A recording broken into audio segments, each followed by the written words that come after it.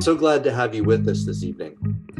I am your MC, Paul Dowsett, and I'm the Pocket Change Project's retrofit coach and a longtime Pocket resident, or a Pocketeer, as we like to call ourselves.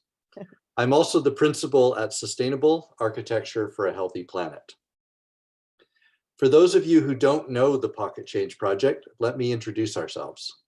We are a volunteer-run committee of the Pocket Community Association in the Pocket, a neighborhood east of Riverdale in the Danforth area of Toronto. We are a group of neighbors helping neighbors, working together to reduce our individual and collective carbon footprints, so the Pocket can become a net zero community as soon as possible, and help to contribute towards achieving Toronto's net zero climate goals. To start off this evening, David Langille, the chair of the Pocket Change Project, will say a few words. David is a political economist by training with a strong background in community development and social activism. He is a longtime Pocket resident and community builder, and the founder and inspiration behind the Pocket Change Project. Over to you, David. Thank you, Paul. I have the honor of starting us off today with our land acknowledgement. It's important on this journey of truth and reconciliation that we're all on to reflect on the fact that our homes and our lands maybe aren't entirely ours, and that they were not long ago stewarded for thousands of years by Indigenous people. We are on a stewarding journey too. When we speak of home retrofits, we're talking about the stewardship of our homes, essentially, and our responsibility to bring them more in line with nature. And so the Pocket Change Project would like to take this moment to acknowledge that we're on the traditional territory of many nations, including the Mississaugas of the Credit, the Anishinaabe, the Chippewa, the Haudenosaunee, and the Wendat peoples, and that this city is now home to many diverse First Nations, Inuit, and Métis peoples. We are very fortunate to live, work, and have homes in our community. Thank you. Thank you, David. Now just a few notes of housekeeping.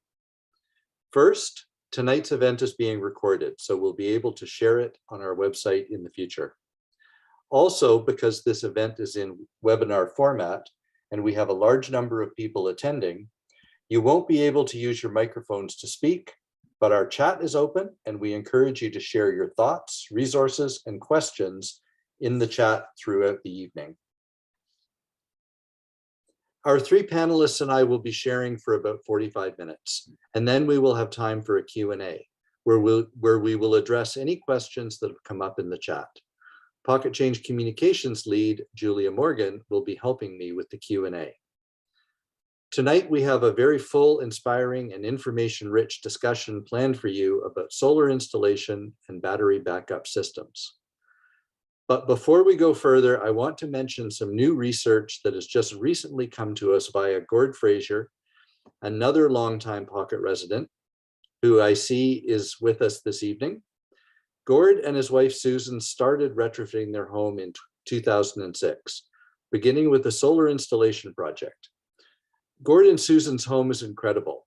They really have been doing groundbreaking retrofit work long before most of us even started. They have used their home as a science experiment for many years now, by publishing energy use and other data online daily for all to access, and by conducting their own green energy research on many topics. The new research Gord recently shared with us comes from a paper on the viability of solar as a source of green energy. Julia will share Gord's research paper and website in the chat. With full disclosure, Gord's house and my house have both been sporting solar arrays for going on 2 decades here in the Pocket. In summary, Gord's research suggests that our sunlight is too little and our grid is too clean. Let me explain. Point 1, I'll try to keep this simple and quick. Point 1, everything that is manufactured leaves a carbon footprint. The manufacturing process releases carbon into our atmosphere. So even solar panels and batteries have a carbon footprint. This is called embodied carbon. So although solar panels create electricity without carbon emissions, they still have a carbon debt to pay off over their lifetimes. Point 2, different places on our planet receive different amounts of sunlight, which means that here in Toronto, with less solar energy than, say, Arizona, but more than the Northwest Territories, as in accounting, we can calculate a certain amount of the solar panel's carbon debt for each piece of electricity or each kilowatt hour produced over the lifetime of the panel.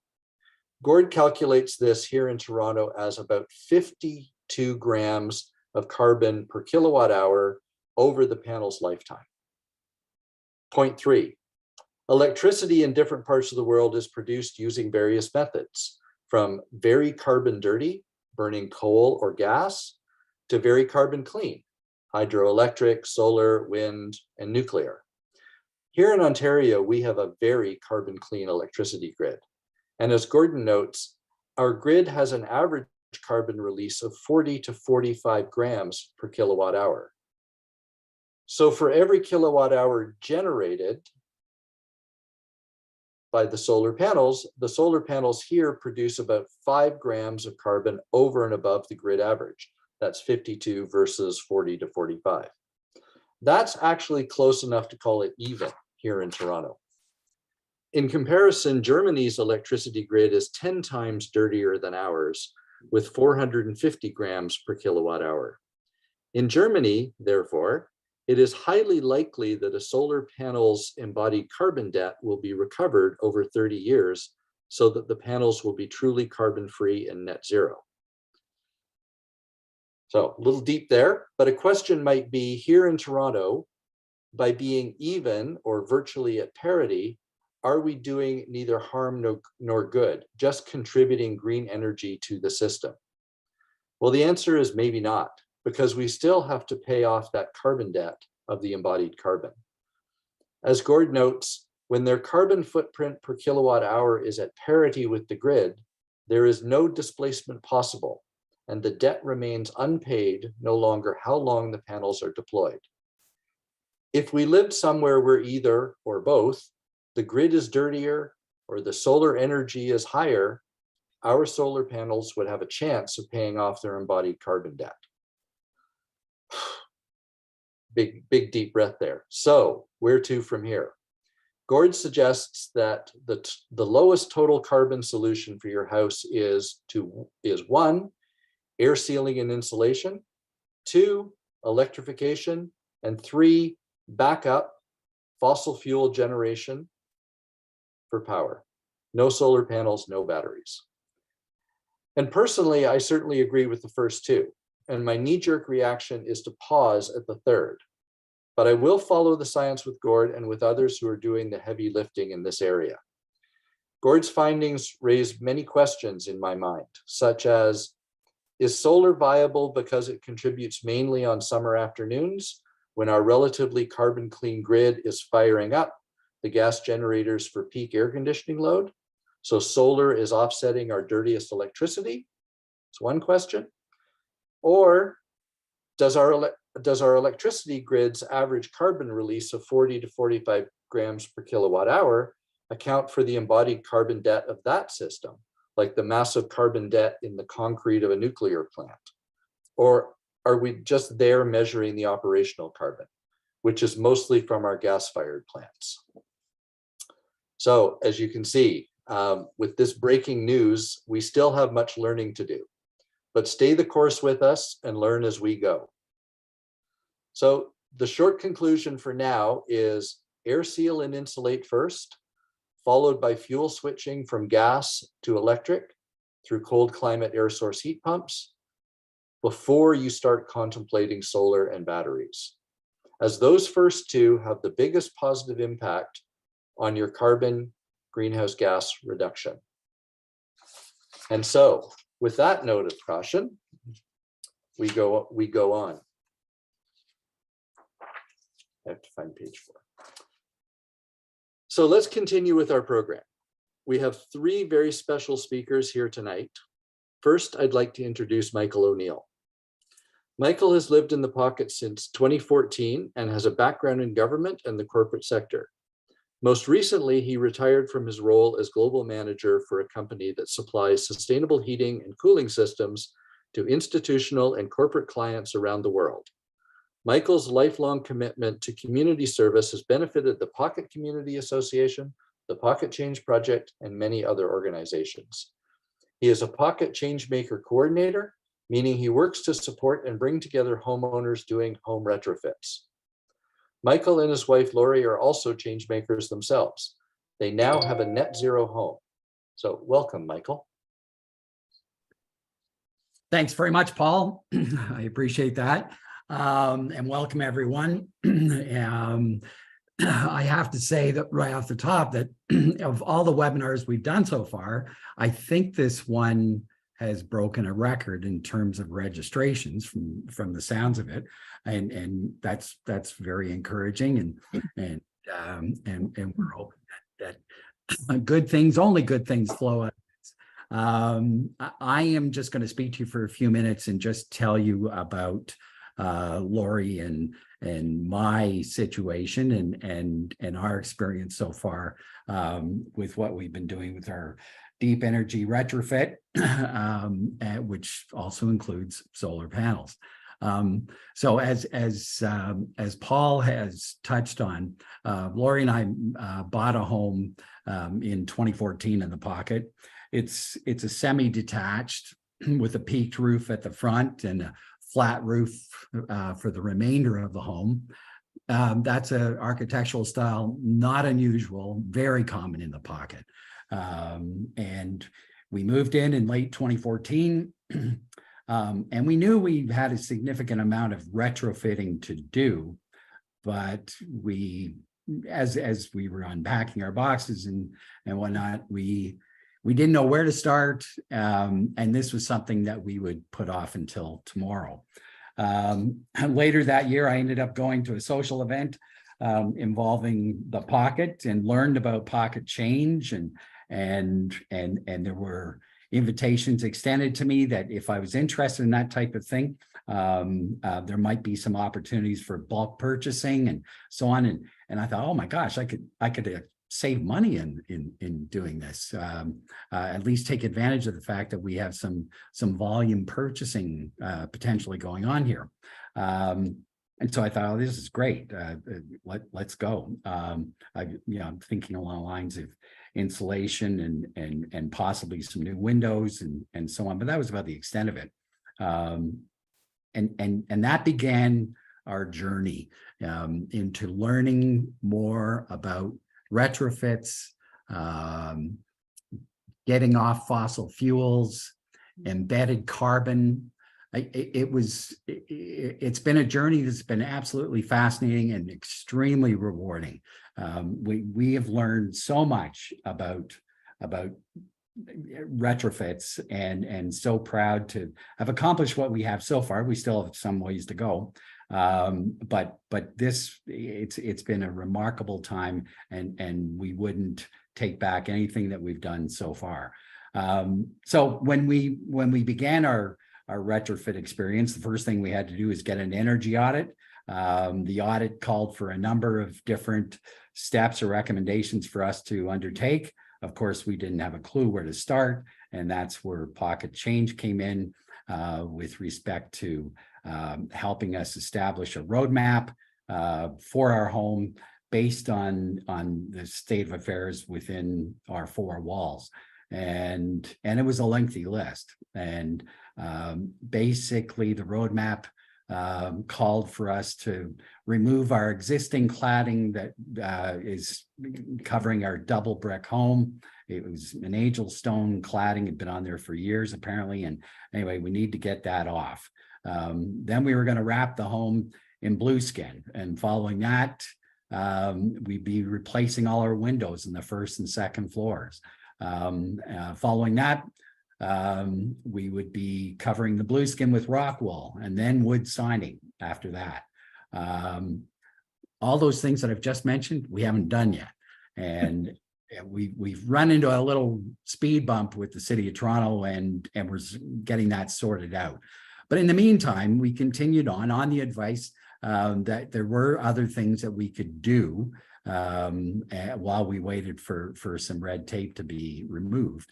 And so what we began next to do was we waterproofed and insulated the foundation of the home.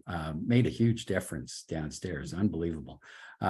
We removed our current but aging air conditioning unit that was with the house when we purchased it. And then we replaced our 12-year-old gas furnace with a cold climate air source heat pump. Following that, we replaced our gas hot water tank with an air source heat pump tank. And then after that, we installed solar panels with the inverter. The last item on our list, which is also part of the topic of tonight, is to install batteries. That didn't figure into our plan at all at the beginning. But as I began to learn more about some of the benefits that batteries bring to the scenario, besides the obvious, that they serve as a great backup. But as I think Bo will get into more detail later, but one of the things that really attracted me about the idea of batteries was the fact that we would have a certain amount of control over when we were importing power from the grid and when we could avoid it. In other words, when the gas-fired plants are hitting the grid during peak generation periods, that's when we could be relying more on our batteries, and we could be pulling power in, and panels, of course, and pulling power in to top up the batteries if needed during the off-peak hours when A, rates are lower, but B, the grid is cleaner. And so that's what's ahead of us. We're pretty certain that's the way we're going to go. And we're just, there's some related red tape with the batteries too, which we have to get around, but we're working on that. And there are some options. Behind all this, right now, as we speak, we've been off natural gas since August. And it's been a remarkable transition. We have a home that's more comfortable than it was before August, and we're very pleased with the results of the air source heat pump and whatnot. The benefits that we see with respect to the panels, besides generating clean energy for our use, is that whenever there's any excess power that we can't consume, the power has to go someplace, so it's going back to the grid, but it's clean energy. It's clean energy that is probably going next door or across the street. It stays relatively close by. And so, we were happy with that knowledge and knowing that we were doing some good for our community at the same time. And when we also knew that when we were installing the panels, we'd be extending the lifespan of our roof. The panels protect the surface of the roof and protect them from the elements. And so it goes without saying that the panels are a good complement to the roof itself. And then the final point with respect to that, and one that no one mentioned to us, I'm not sure how many people were aware of it, but we had no sooner gotten the panels installed. We didn't have the inverter yet. The inverter took a little time. So the panels weren't operational in August. But one of the first things that we noticed was there was a drop in the temperature on our second floor. And I couldn't account for that. I mean, I knew this air pump was the cold climate air source heat pump was doing an amazing job, but it seemed like a radical change. And one by one, after the process of elimination, we began to realize that the panels were acting as a shade on our roof and was actually lowering the temperature. The roof wasn't heating up as much because they were hidden from the sun. So that was a win-win for us in that sense. So That's where we're at right now. As I say, we're probably going to complete this segment of the plan with respect to getting some at least one battery and quite likely two.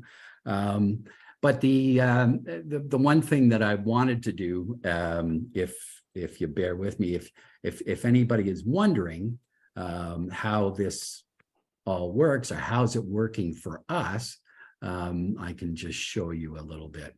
I grabbed a couple of screen captures off of my phone, and I'll just give you this one first.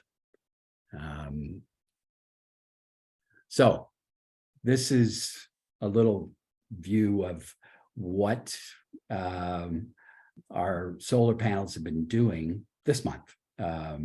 And as you might note, the bar is yesterday, February 14th, and we were approaching 25. Oh, now I think Michael might be lost. Well, thank you, Michael. Perhaps you'll come back shortly. Anyway, what was fascinating to me to learn was that, sort of obvious when you hear about it. Oh, here's Michael. He's back now. Yeah. Well, do you want to try sharing those slides again, or do you just want to wrap? I'll just do one more. Okay. Not sure. So anyway, here's the production of our panels. The inverter was installed on November 11th. And so that's this column over here. So you can see we generated just a shade over, probably about close to 100 kilowatt hours in November for the remainder of that month. December, well above 180. January was a bad month, and it was really slow. But February is showing a lot of promise, and we're halfway through the month, and it looks like we will probably outperform December in the not too distant future.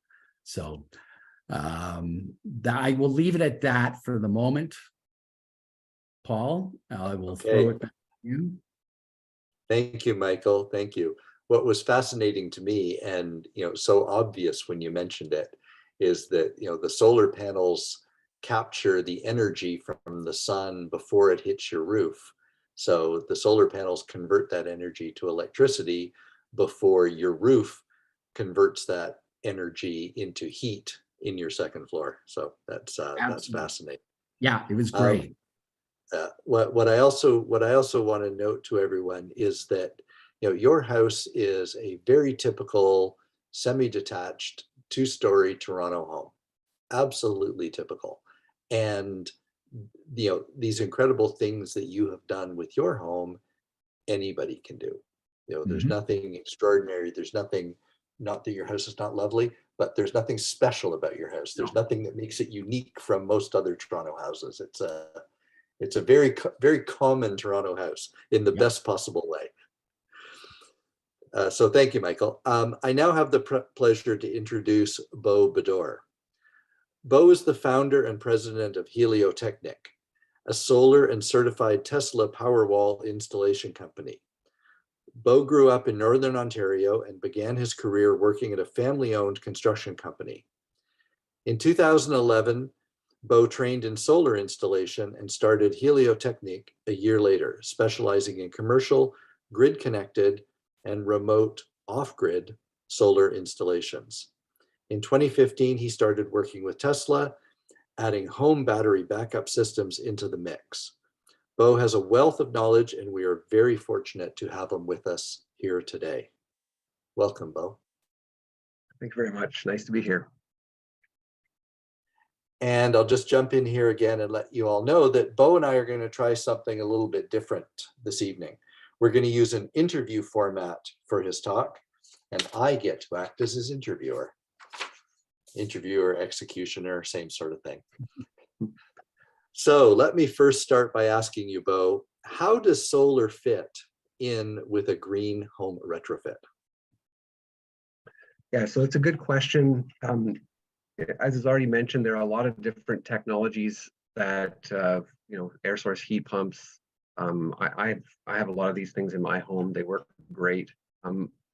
air source heat pump, hot water tank, all these things, as you mentioned, our grid is very green, and using electricity is going to leverage that grid that we already have.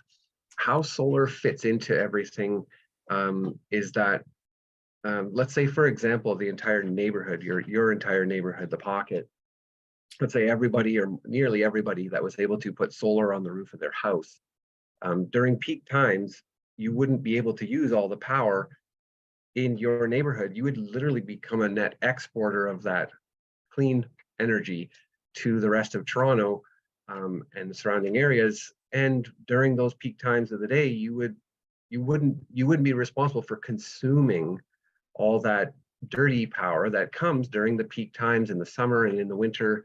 But especially in the summer, when the solar is peaking, is right around the time when everyone's air conditioners are peaking, and those gas plants, those gas peaker plants, are getting fired up and starting to contribute to the dirtier portion of our grid. So how it fits into the retrofit, there may be other things that have less of a carbon footprint that will have more of an impact in that way.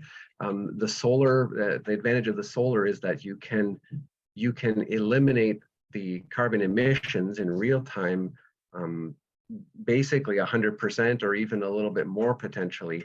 You try to zero out your electricity bill. So your bill goes up when you start electrifying, but then you can put a larger solar array at certain points, depending on the size of your roof and different factors, and you could absorb all of that electricity. So that electricity that's being produced is essentially, you're not taking advantage of any of the grid or that dirty energy that's coming onto the grid. So that's how it kind of fits into everything.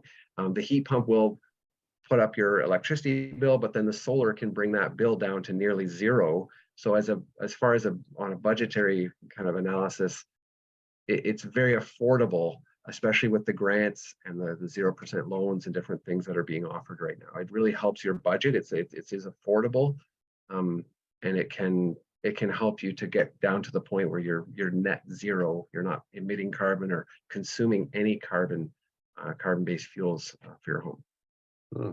Okay, thanks for that, Bo. So you spoke of producing electricity in the solar panels and using some of it yourself, sending some of it to the grid, but also at different times taking electricity from the grid as well. Is that how Ontario's net metering system works? How does all that fit together? Yeah, so basically, with renewable energies in general, they're typically intermittent. So in Ontario and most of Canada, there's an excess, sometimes 4 or 5 times as much solar energy in the summertime, spring, summer, fall, as what there is in the winter, which is next to nothing, as Michael mentioned. So there has to be a way to balance that out. So you could try to store that energy, but you can't store that amount of energy for that long period of time, to store it from summer and then store it away until the winter time. So with the net metering program, what it does is it uses the grid as a giant digital battery. So you're using 3,000 watts in your house, and your solar is producing 6,000. What do you do with the extra 3,000? If you lived off the grid and your batteries were full, you would just have to throttle that. You'd have to waste that energy, that potential energy. But with net metering, you can dump into that giant battery, that ocean, which is the grid, but you get a credit. So you're getting compensated for that, and you're getting compensated at full retail price. So whatever they would be charging you, they're crediting you that back. So you're pushing it out. It's likely going directly out of your house and directly to one of your neighbors on either side. That's just how the electricity flows. That's just how it works. So you're pushing that out. Let's say you're at work, your air conditioner's turned down, you're not using a lot of electricity during the day. You're going to be net exporting that power out to your neighbors around you, getting a credit. And then at night, when the solar is down, you don't have to worry because you still have the grid. You still have your access to the grid. So you're using power from the grid, but as far as what it looks like on your bill, you're using credits that you loaned to the grid, and they're giving them back to you. And at the end of the season, when the sun starts to taper off, by the end of the year, you should have banked credits actually, because there's so much more produced in the summer. So you get those back. So you'll actually see on your bill, they'll give you every month. And some months you may get maybe a few account charges, but next to nothing on your bill. And that's what you're trying to do is you're averaging out that variability of that renewable energy source, the solar, you're averaging out over a 1-year period and you're getting the net difference. So your bill is the net difference. So it's 80% of your bill, maybe offset by the solar, 90, 100, depending on the system size, how much you use and so forth. Okay, I get it. So you're kind of a provider in the summertime, but a consumer in the wintertime. Yeah, correct. And the net metering system balances that out. So you get credit for one, and those credits are used to pay for the other. Okay, interesting. Okay, and so now that we've fleshed all that out, how does a battery backup fit now with that solar system? Yeah, okay. So maybe Julia, if you could play that first video clip, this is a bit of a visualization, just to see how the battery works. So the battery is kind of like a transmission in your vehicle, I guess you could say. It's a management system for your renewable energy. So it provides backup power in case of emergency. But the nice thing about the batteries, they work very well, unlike a generator, they work very well with solar. So this is an example actually for my house. So this was on the weekend when it was very sunny. If you notice, the grid is 0 to maybe 100 watts. That's coming in from the grid near 0. The batteries are giving the house the difference between what it needs and what the solar is producing. So solar is producing on the left, they're 3.6 kilowatts. The house is using 4.9. The batteries are making up the difference in real time. So I'm not using anything from the grid. And if I want, I can set the batteries so that my house doesn't consume any grid power during peak times. And then if they recharge themselves either at night when the grid is cleaner and the energy is cheaper, or they recharge themselves in the daytime. You can set it to only charge using solar power if you want. There's different settings. And the idea is you're using the batteries to change the time to time travel, time shift when you're using your power. So you have that control. So the backup in an emergency, in an outage, that's great. But it really kind of dynamically manages the energy in your house. As far as how they save carbon emissions, now they have a large carbon footprint in the first place. The main way to get batteries and to leverage batteries is when the utility uses the batteries in large installations, for example, or when they use multiple Tesla Powerwalls or other battery backup systems to literally push the button and say, we're going to use the battery power at peak time instead of pushing the button that says we're going to turn on a gas plant and fire up this gas plant to deal with this peak load. So that's where a battery can be offsetting 100%, carbon emitting energy, right? It really, when we're in our homes, the only way we know when the grid is dirty is we can kind of guess by on our bill when peak rates are, right? When peak time is, technically that's when they have to fire up the extra energy and extra capacity that's on the grid, which is natural gas in Ontario. So as far as home retrofit, if your primary focus is offsetting carbon, the batteries are going to do a portion of that. Again, they have their own carbon footprint. I wouldn't say it's the first thing that someone should consider. I think solar would be definitely in front of batteries, and of course the other technologies need to be considered as well. But ultimately, batteries do have a place on the grid, and hopefully someday the government in Ontario will start to get the utilities on board with pilot programs that allow them to use those batteries dynamically to offset more carbon emitting sources like they've done in other areas and are doing right now. There's some different pilot programs in different parts of the world where they'll actually pay homeowners to use their battery to stabilize the grid during peak time. So as far as that goes, yeah, they're not your first choice when it comes to greening your home necessarily, but they do have certain advantages for the livability of the home, and there is a place for them as well to offset some carbon. But like I said, there's other options that are probably more potent at that. Okay, so the batteries not only provide backup power if the grid goes down, but you can also use them, as you say, dynamically during the day so that you're not paying the highest rate cost. You're charging the batteries at the lowest rate cost and then using the battery when you don't need to be bringing in the grid electricity at the higher rate. That's interesting. Mhm. Next question I have for you.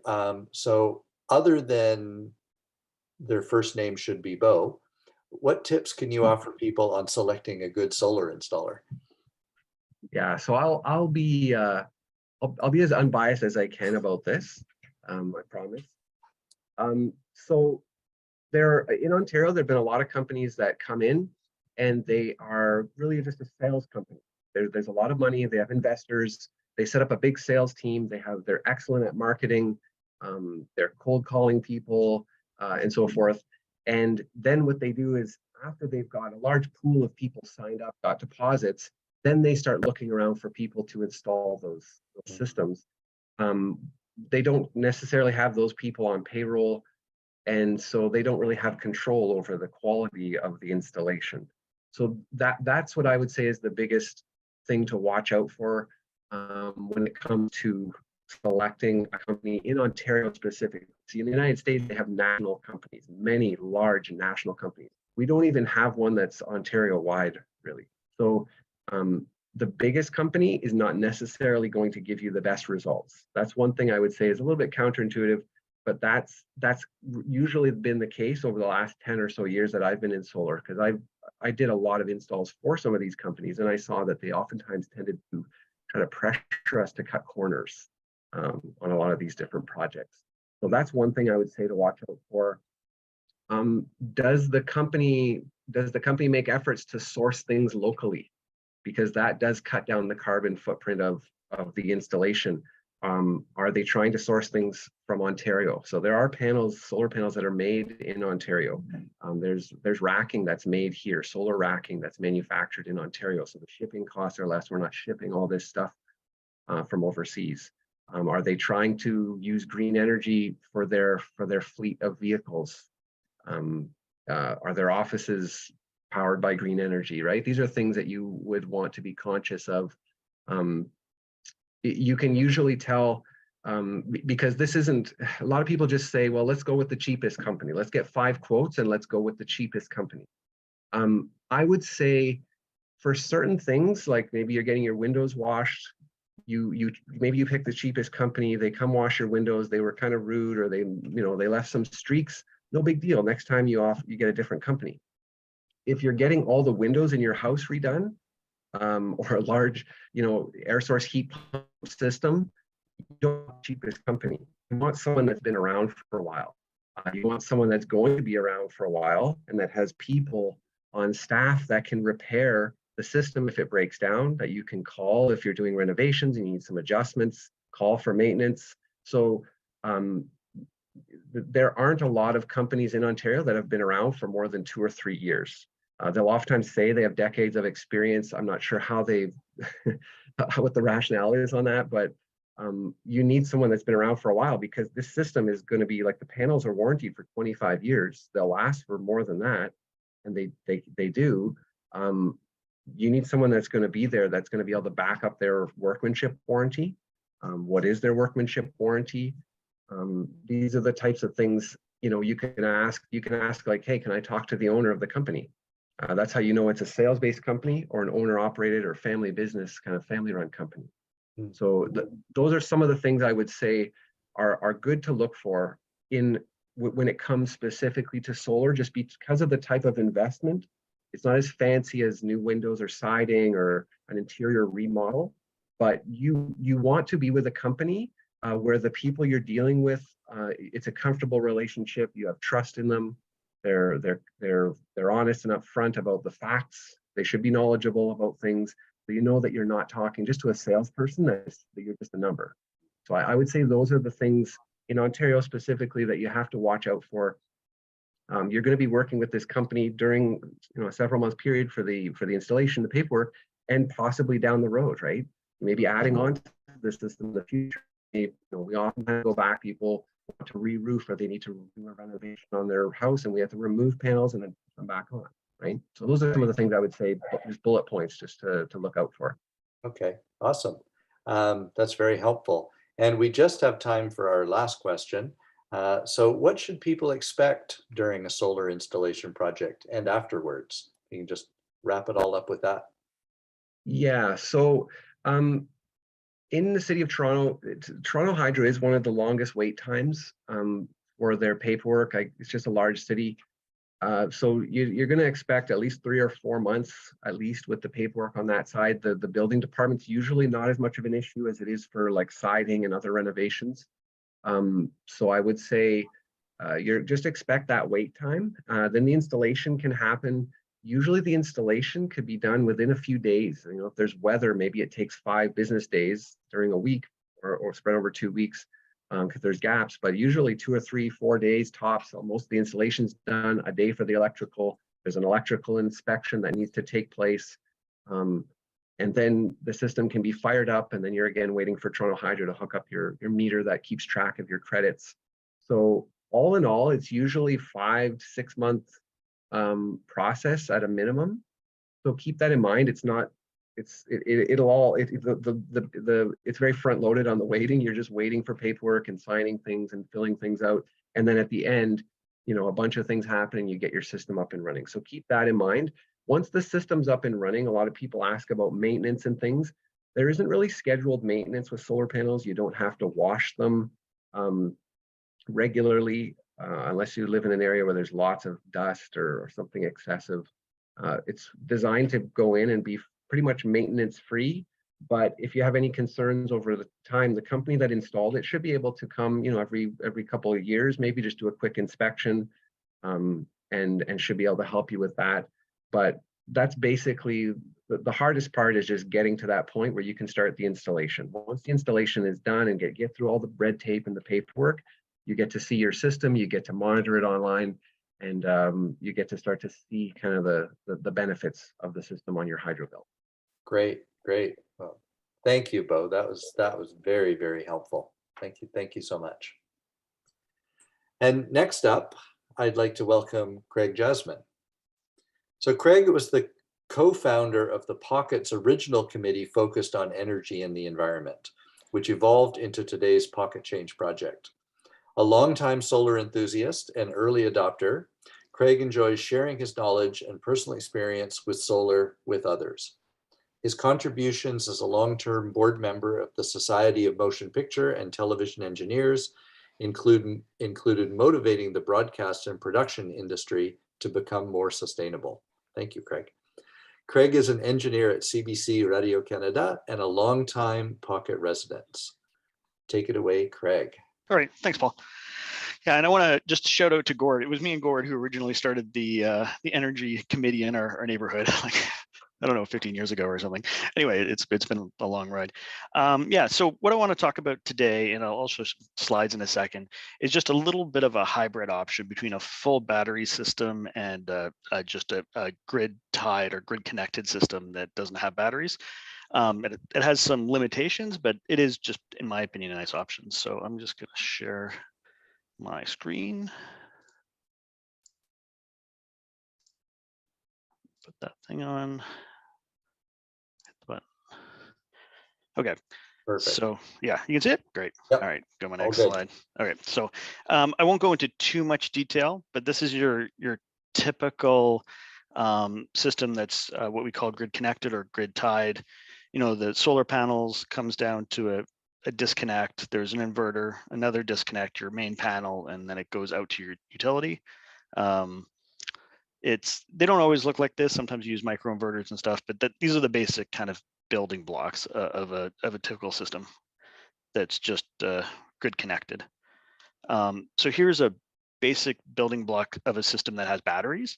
So as you can see, it's a little bit more complicated. You've got a charge controller, you have your batteries down here, you've got two-way kind of communication between these two systems, different inverter. But the main thing to note here is you have a special panel where you put your loads that are basically going to work when the grid goes down.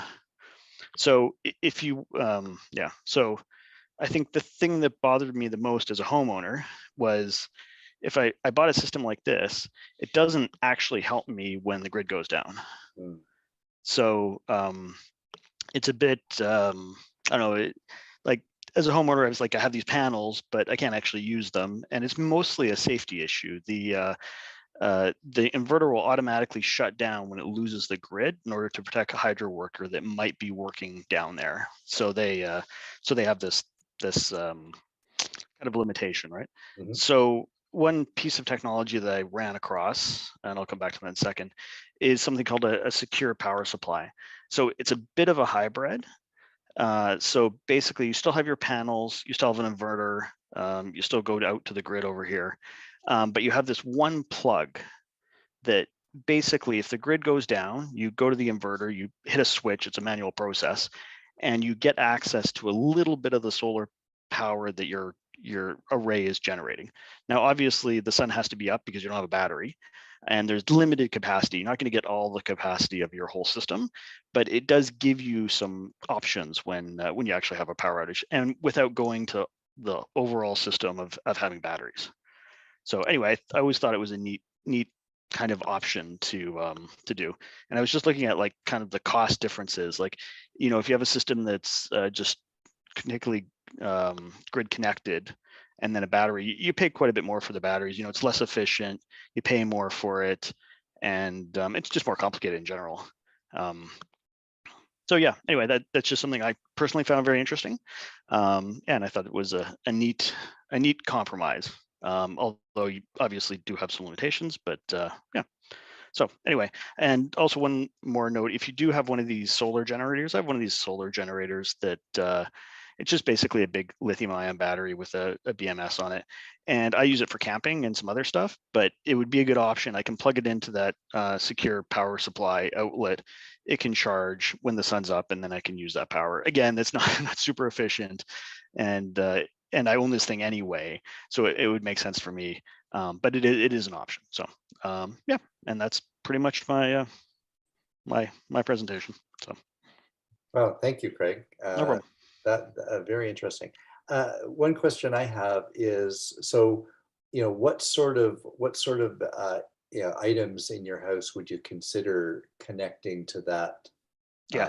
uh, So battery yeah, connected for me, it's critical load. So my internet access is a big one. That's kind of top of the list. I have young children, and they would Got to get to well, TikTok. yeah, exactly. The lynch mob would be coming to get me if that one's not working. The next one is if I have a fridge. You know, if it's winter, I'm putting myself outside somewhere safe so no critters can get it. But if it's summer, you know, I want to keep a fridge going. I have a tankless hot water system and a solar hot water system.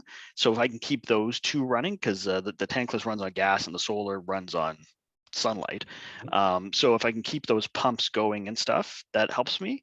And the other one is, and it's not technically 100% legal, but I have set up my house so I could run my furnace off an external supply if I needed to. So those would be the main loads. So the furnace needs the electronic ignition, and the blower motors need power, even though it uses gas. So with furnaces, you're kind of reliable on two utilities, which is not very resilient. So yeah, so those are the main loads I put on it. Maybe some self-charge chargers and maybe a light or two. So Oh, okay. That just prompted another question, Craig. yeah, sorry. Okay, we live in Canada. We have winter. The grid is notorious for going down in the winter. Were you telling me, and yeah, maybe we should stop the recording for Yeah. this. Were you telling me it's not quite legal to connect your furnace? Yeah. So what happens is your furnace, by code, should go directly to your panel. What I've done is I've put a junction box between my furnace and my panel, so I can unplug my furnace from my junction box and plug it into a generator. Oh, So it's not considered code, although I doubt they would, like, you know, take my library card away or something, but you know, it's technically not code. So fascinating that, yeah. you know, here in Canada that we're you know, we're not allowed to make our home heating resilient. That opens up a whole other Yeah, can of but worms. if you did go with the full battery system, it would be connected to your panel, and your panel would obviously feed your furnace. Right, So right. you know, if you're willing to spend the money on a full system, you'd be good. Oh, good, because that's Yeah, what we're here to do. We're here to do things properly, and we yeah, won't out you, Craig. Sorry for asking that yeah. question. No worries. It's all good. Anyhow, thank you so much, Craig. All right, No worries. we appear to be right on schedule, shockingly, and it's now time for the questions and answers. So, Julia, Yes, you can great. help us to field some questions, and maybe we'll try to direct them at the panelists. Sounds good. Okay, so thanks everybody for such great questions. We have tons of them. I'm going to prioritize the ones that are about solar. There's quite a few about other topics, and air source heat pumps. I put a link to that in the chat. And let's get right into it and get to as many of them as we can. So one from Andrew: how did your panels, he was asking when Michael was speaking, attach to your flat roof, and how did you protect that from damage? Well, since Bo was the one that did it, I'd rather he answer this. Yeah, so that is a good question. So we do a lot of work in Toronto, and that typical flat roof mixed with pitch roofs. So we've developed a system where we're able to span over the center part of the roof and put the footings all around the perimeter of the roof and float over the center with the panel. So there's only weight on the load-bearing walls around the perimeter where the roof is highest. So we put our footings down. They have a butyl sealant on the bottom, so that's like squishes down into the roofing material, and then we use a special roofing sealant to go over top of that. So that's how we seal it down and fasten it to the roof. So we avoid the low areas on the flat roof, and then second of all, we have multiple redundant layers of sealing to seal the footings in, even if there was water kind of overcoming the footing. Mhm. Thank you for telling me something I didn't know. We're all here to learn, Michael.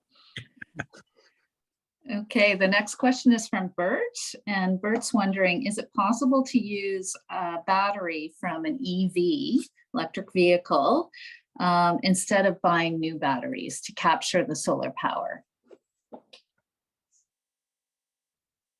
Paul, who would you like to talk? Well, that sounds like a Bo question as well, because that sounds pretty technical. I don't know if you get into that field, Bo, but you may have heard the answer. Yes. So I know the Ford Lightning pickup truck has like it has like an outlet in it for 110, 240 volt power on a remote job site. They do have that feature. I haven't worked on any of them yet. There would need to be, like Craig was mentioning, there'd need to be some type of way to isolate your house from the electrical workers out on the lines when you were using that power from the truck. Like you can't just backfeed power into the grid during an outage because everyone expects it to be down. The Tesla, as of right now, doesn't have that functionality, so it's technically possible, but the software wouldn't allow it.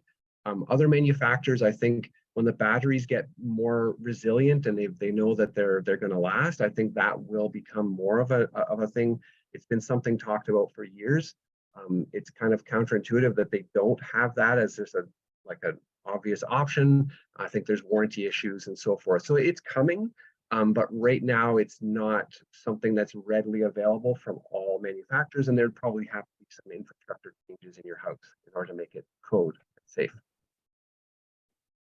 Great, thanks, Bo. All right, Julie, let's try and find a question that's not picking on Bo. Okay, I've got one for Michael for sure. So this Bernadette wanted to know from Michael if you're comfortable sharing the total cost of your solar installation, and did you get approval from Toronto Hydro for what you wanted and what you did? Well, we definitely got approval. And as Bo alluded to, it does take a little time. The approval is I mean, I guess it's all about the inverter more than anything, and the connections, of course, that are flowing from it. In terms of total price, not including HST. So I just had this number handed to me by my wife because she's the one that pays the bills. And so our total array plus the inverter, including the inverter, was a total of 27, sorry, 30. 30K for 27 panels. 30, okay.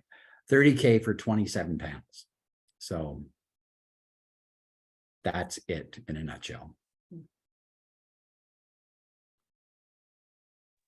Okay. Great, thanks, Michael. Okay, there's been a few questions about roofs and solar, and I'll try to group a couple of them together here. So one from Ted, should you replace your roof if you get solar? Another one from Arthur, what's the best roof material for a peaked roof with solar panels? He notes that he can't imagine reshingling a roof while there's solar installation on it. And finally from Eric, what about solar shingles? So who's our roofing expert? I think that's probably you, Bo. Well, I'll sorry, No? Bo. I'll take a crack at the first two bits of that, and then I'll flip it to Bo for the last one. So the question is, should you redo your roof before solar? Yeah, that just makes sense. Otherwise, when you need to redo your roof relatively shortly after installing the solar, you have to remove all the solar and then put it all back. So yes, it makes sense to redo your roof before installing solar. And then the best material, well, I am always going to side that the best material is a steel roof, a lifetime roof. I personally don't like asphalt shingles. They are made with bitumen. Our purpose here in the Pocket Change project is to reduce carbon emissions. So introducing bitumen to the mix is not reducing carbon. That is a petroleum product. As well as shingles, asphalt shingles need to be replaced much more often. So the old ones just go to landfill. And so that's not really a good idea either. In as much as we mentioned with Michael's roof, the solar panels shade the roof, so they will help the shingles to last longer. And I'll ask Bo to back up this last statement I'm going to make. If the panels are close to the shingles, the back of the panels get quite hot. So then the shingles start curling prematurely and needing to be replaced, which is a costly endeavor to remove and reinstall the panels. So I would suggest you go with a metal roof, a lifetime roof, instead of shingles. Now for the solar tiles on the roof. I think the brand name of those is the Tesla tiles. And Bo, you're working closely with Tesla on these issues. Where are they at with those?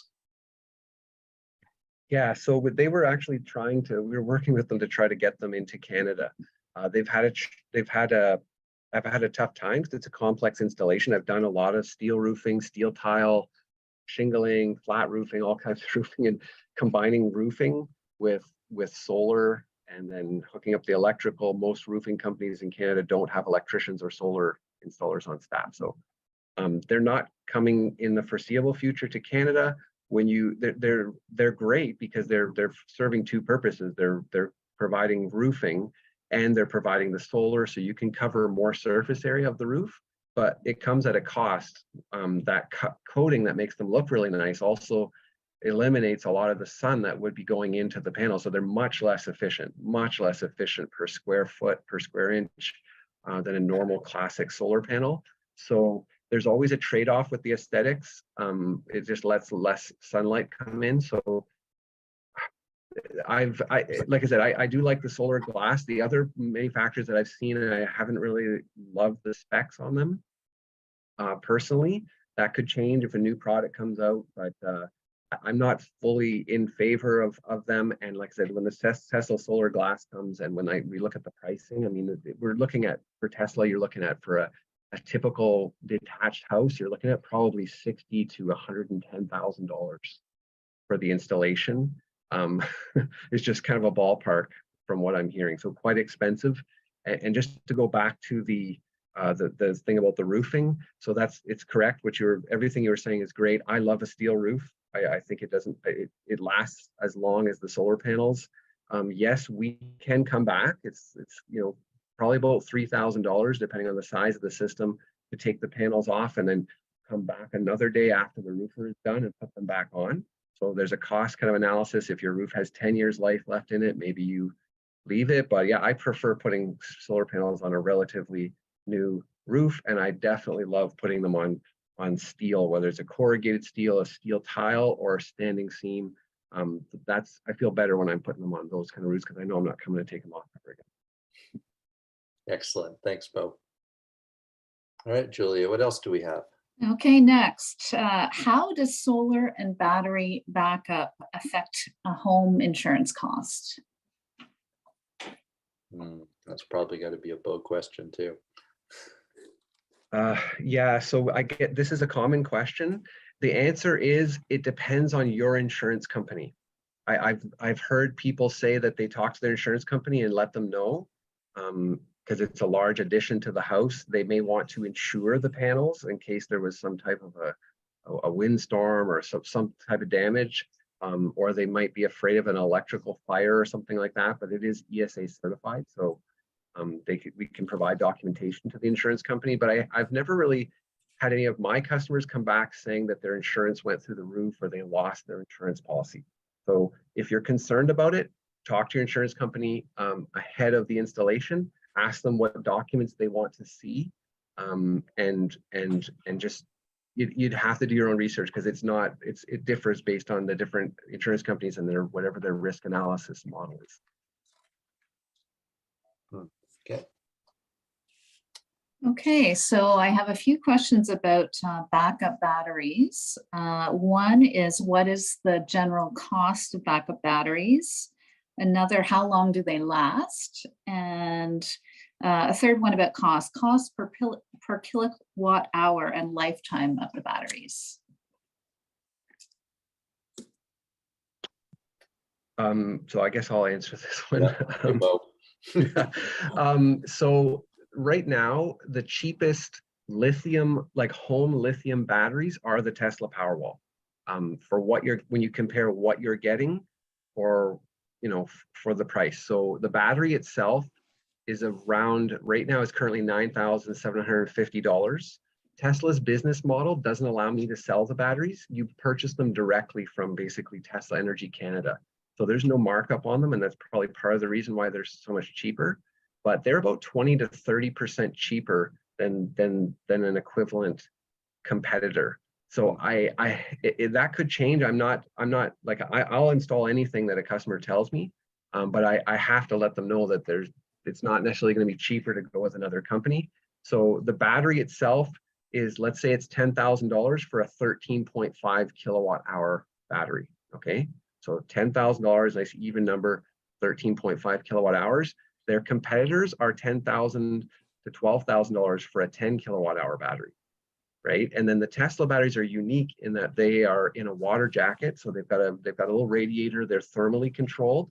That's something they borrow from the car technology, so that's a benefit. And then they come with an inverter, so there's kind of like an all-in-one package. So you're not just getting the battery; you're getting a battery with the inverter, and then you need to buy the auto transfer switch. And there's a lot of wiring, electrical permits, and that's kind of a lot of it. It's very involved to do the installation. So it's battery, about $1,500 to $1,700 for the auto transfer switch.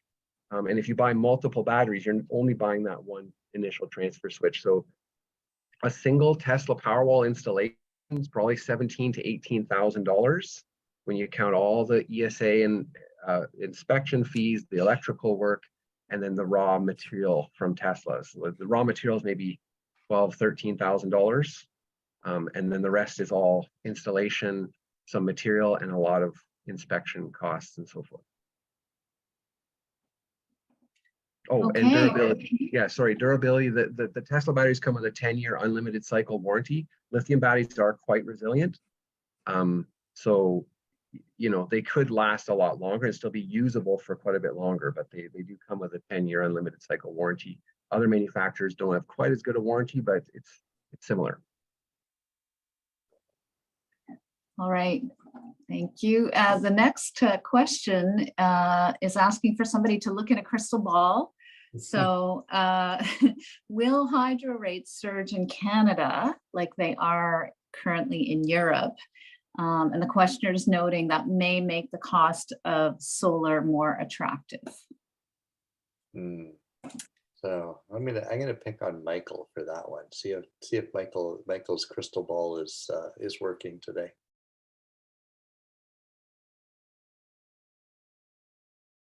Sorry, you caught me off guard there. Sorry about that, Michael. I was just busy answering somebody else, another question. Run that by me one more time, just so I don't miss any of the details. So are we expecting to see hydro rates surge in Canada, similar to what is currently happening in Europe? This may make solar PV battery system more attractive by reducing the payback period, which helps to justify the upfront capital costs. So I'm really only picking on you because I think you might read the news more often than the rest of us do.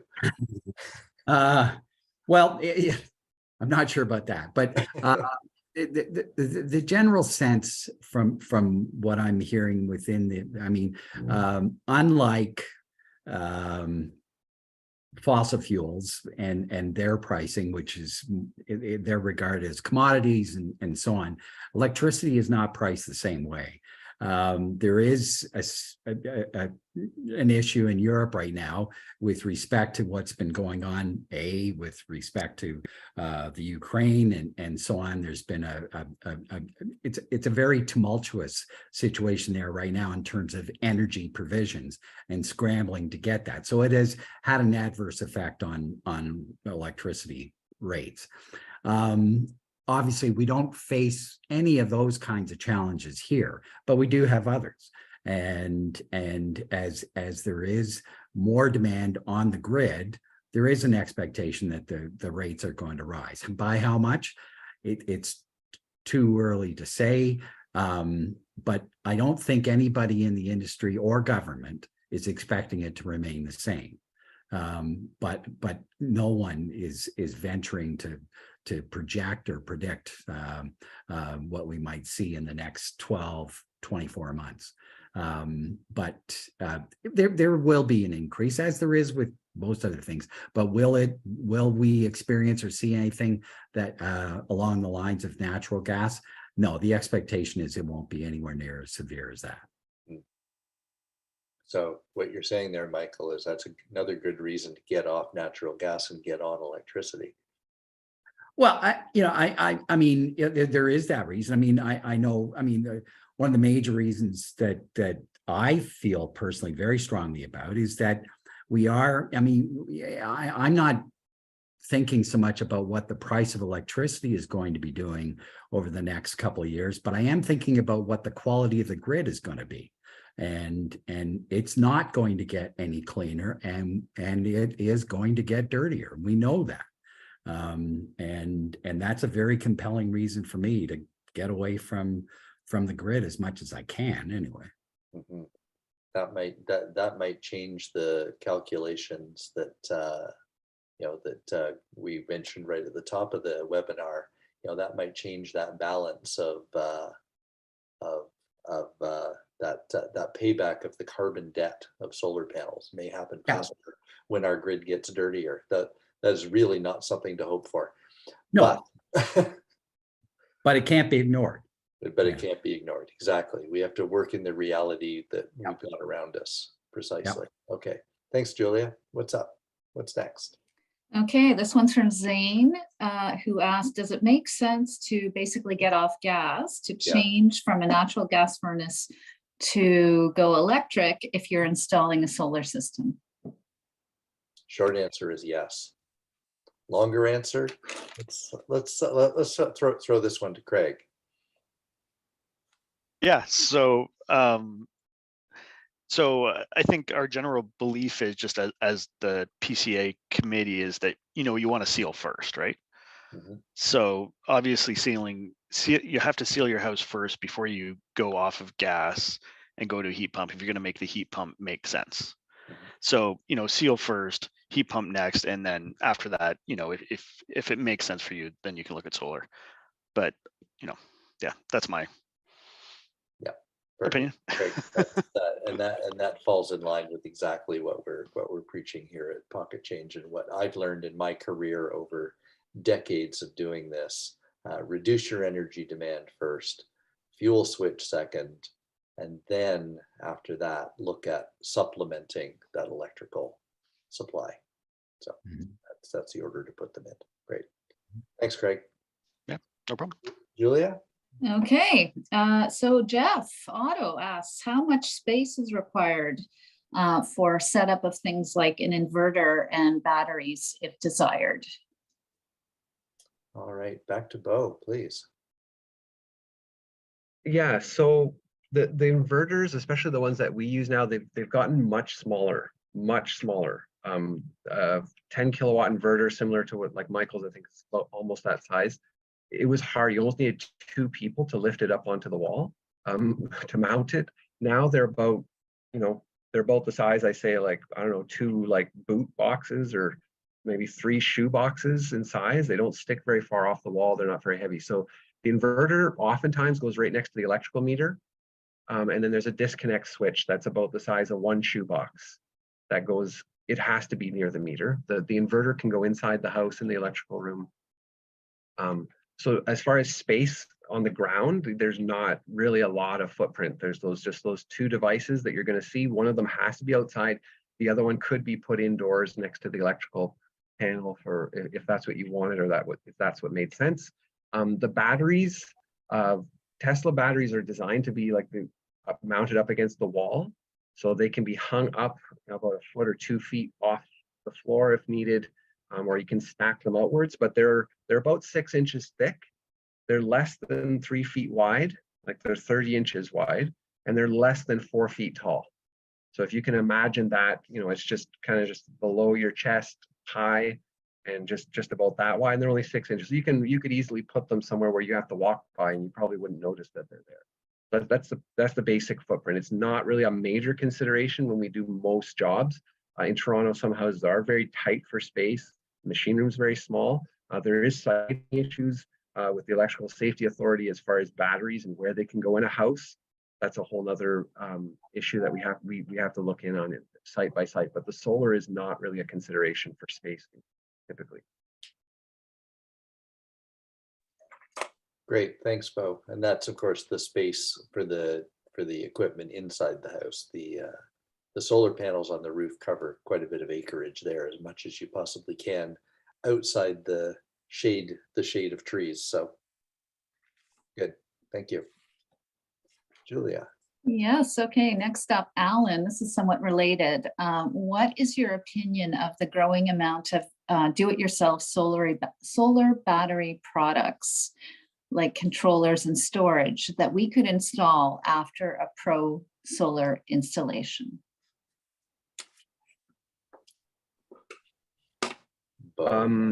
Yeah, so I guess he's asking about like stuff, controllers and different like things you can buy on Amazon, right? I think Craig was mentioning something. I'm going to assume that that's what he's referring to. So that battery pack that Craig has, like that, those are great. Like those are great because if you had like a natural disaster and you had to leave Toronto to go somewhere, like you'd have that power. You could bring those with you. You can use them camping. Those are great. As long as you install them safely, they're not producing as much power, so they're not as dangerous as the systems we're putting up and have to be thoroughly inspected and so forth. So I don't think I don't think there's anything wrong with that. I think any solar is better than none, because as soon as someone sees this how it works and they understand it, they're more likely to, now they understand it better, so they'll do it more in the future. And the other thing I would say though is that if you compare a solar panel at Canadian Tire to like a small camping one compared to the ones that we are putting on roofs, which are commercial grade panels, the cost is like 5 to 7 times as much per watt for the Canadian Tire panel as for the one we have. So if you're looking at like bang for your buck, kind of like how much is this going to cost me versus what I'm going to get, it may fit your budget, but overall, if you're trying to make an impact on how much energy you're using in your house and offsetting with solar, those things just aren't going to be powerful enough typically to do a significant amount. They're great to do something. They're great for camping or for emergencies, but it's not going to you're not going to notice it necessarily on your hydro bill. And it's probably not that cost effective. So not bad, but if you really want to make an impact, you need to go with industrial grade system. Okay, so somebody would like to know, can I link an air source heat pump directly to my solar system? Okay, so again, it sounds nice. There are companies that do make heat pump kind of air conditioning units. I've looked into them before that are just literally directly run off of a solar panel. I don't know that it's something you could definitely try if you wanted to look into that and see. It usually makes sense. Again, it's just the economy of scale. When you get a larger size system, like a home size system, like what we install, it would be cheaper to buy that system and hook a normal air source heat pump into just your house and run it from that solar that's coming in, rather than trying to make like a dedicated unit that's running directly off of it. Now, again, there could be, I don't know every product on the market. There could be, like I said, I've looked into them before. There could be new products that are coming on that are more cost effective. But again, typically, just because of the economies of scale, hooking up a whole home solar and then hooking the heat pump, just standard heat pump into your house, is usually going to be cheaper. But again, people are welcome to experiment with whatever they want on their own if they want to give that a try. But we don't really get into that.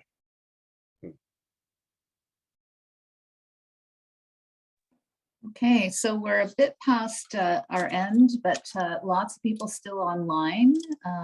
Shall we just answer a couple more, Paul? Sure, a couple more questions, and then we'll plan to wrap up by 9:30 sharp if that doesn't bother anyone. Okay, so Liz Addison is asking, she's noting her house is shaded by mature deciduous trees for a lot of the year. Is it true that panels are improving to the point they can generate solar in the shade?